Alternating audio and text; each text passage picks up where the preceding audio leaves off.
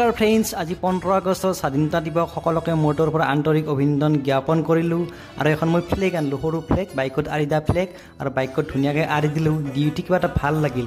এক পাক উঠি আহিলোঁ, পাঁচটাৰ পিনে আহিলোঁ, আহি থাকোঁতে ৰাস্তাত দেখা পালোঁ বিখনত দলংখন কি ধুনীয়াকৈ সজাইছে 15 আগষ্ট উপলক্ষে।